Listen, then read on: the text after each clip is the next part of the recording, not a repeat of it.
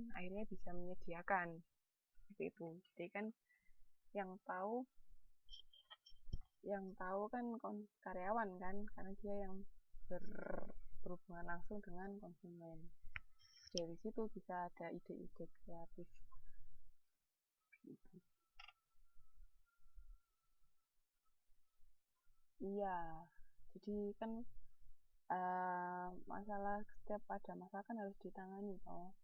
Kan kapan ini sudah kita bahas kalau ada masalah apa yang harus dilakukan. Nah dari situ kalau misalnya menghadapi 2 kali 3 kali masalah yang sama, berarti kan istilahnya bisa diambil secara garis besar konsumen maunya seperti itu, atau kita ada yang kurang dalam penyampaian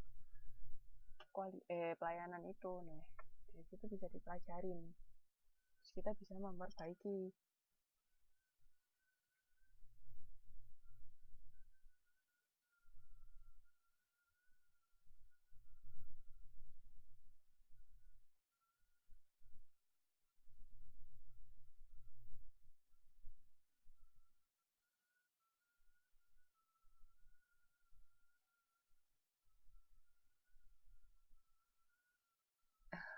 Bisa, konsumen bisa minta apa yang nggak masuk akal, cuman gini, selama kita bisa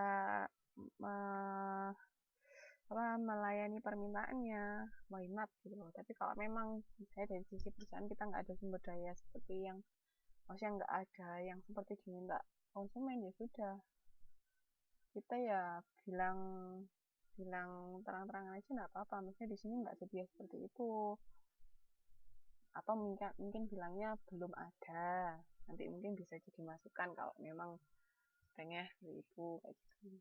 Kan gimana caranya kita bisa menghadapi konsumen dengan baik toh, nggak sampai mereka kecewa tapi juga kitanya nggak kelabakan. Maksudnya sebenarnya kita nggak bisa memenuhi permintaannya mereka karena memang kita nggak sedia atau nggak ada, tapi gimana caranya menyampaikan itu yang bikin konsumen nggak kecewa. Kan banyak cara, kan istilahnya gimana caranya kita berkomunikasi ke konsumen kan.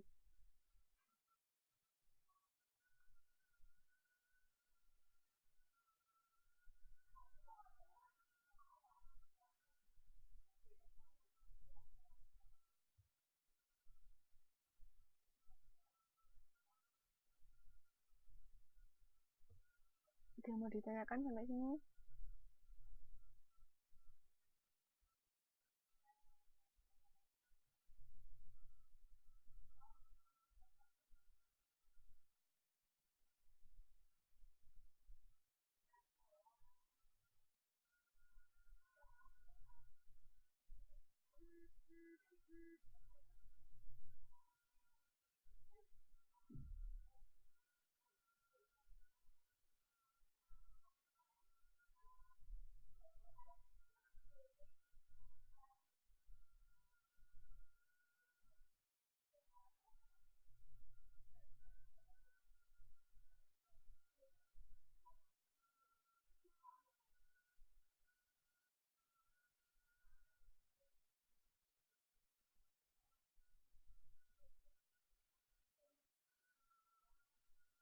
Lanjut ya.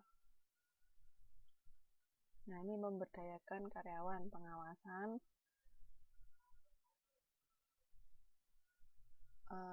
didasarkan pada peraturan yang sudah baku, sistem top down, struktur organisasi yang berjenjang, dan asumsi yang diketahui dengan baik. Top down itu maksudnya dari atas ke bawah, jadi misalnya semua keputusan yang besar itu dari pimpinan perusahaan, terus turun ke posisi di bawah seperti itu sistem top down. Jadi biasanya kan yang ngawasin atasannya, maksudnya setiap bagian, kayak misalnya kalau di hotel bagian cleaning service kan ada atasannya siapa, terus bagian resepsionis, nah itu ada pimpinannya masing-masing yang mengawasi. Terus keterlibatan pegawai dapat membuat keputusan yang baik. Nah ini juga tergantung kebijakan perusahaan, misalnya mereka memberi kebebasan kepada karyawan untuk mengambil keputusan langsung atau enggak, atau harus dikomunikasikan terlebih dahulu, itu tergantung kebijakan perusahaan. Cuman biasanya kan kalau karyawan istilahnya diberi kesempatan untuk mengambil keputusan kan dia lebih senang, maksudnya selama perusahaan memandang karyawan tuh memiliki kemampuan untuk mengambil keputusan, kenapa enggak gitu loh. Itu biasanya kan konsumen karyawan kan lebih senang kerjanya, wah aku merasa kayak punya andil di perusahaan gitu. Orang kalau istilahnya kan gini, orang biasa aja kok misalnya diajak ngomong atau terlibat dalam sesuatu kan ngerasa senang, ngerasa dihargain gitu. Terus habis itu ini tingkat keterlibatan karyawan, ada yang high, ada yang job involvement sama suggestion involvement. Jadi tergantung, kalau high involvement biasanya dia bisa ngapain aja. Kalau cuma job involvement ya sekedar apa yang dia kerjakan, jobdesknya seperti apa. Kalau suggestion biasanya cuma bisa ngasih saran biasa tanpa bisa ngambil keputusan. Jadi tergantung kebijakan perusahaan sih, maksudnya dia memberi karyawan tuh seperti apa, memberi kebebasan sampai seperti apa.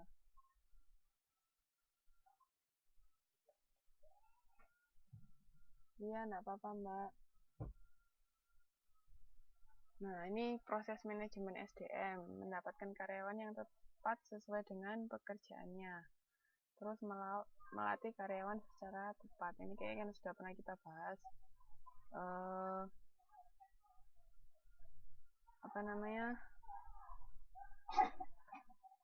Jangan sampai kita menaruh atau mempekerjakan karyawan di tempat yang salah. Kayak dulu di hotel, dia ahlinya memasak tapi ditaruh di bagian cleaning service, kan nggak cocok. Itu bagian di hotel cleaning service itu ada ahlinya sendiri loh, nggak sembarang cuman bersih-bersih. Terus misalnya dia orang yang tipe nggak bisa ngomong tapi ditaruh di bagian resepsionis, nah itu kan juga nggak mungkin. Karena resepsionis itu kan yang langsung awal menghadapi ketika konsumen mau booking atau apa. Nah kalau orang nggak bisa ngomong ditaruh situ, nah nanti gimana caranya. Jadi kita harus benar-benar tahu, makanya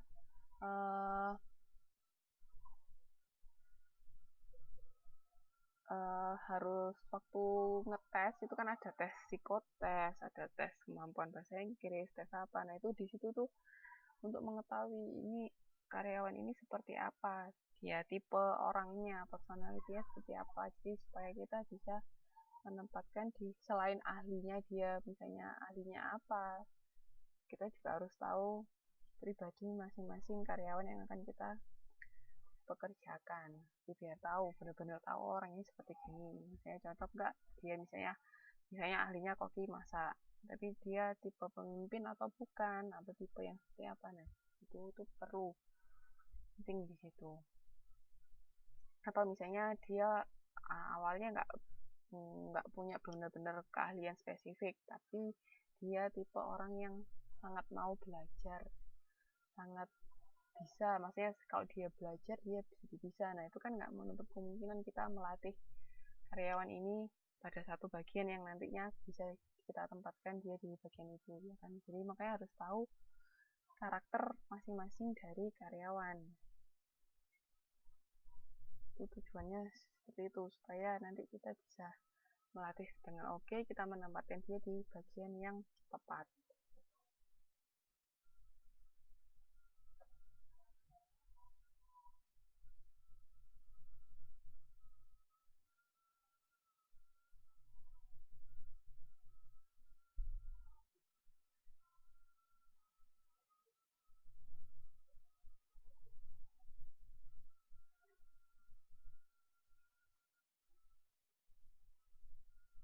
Ada yang mau ditanyakan?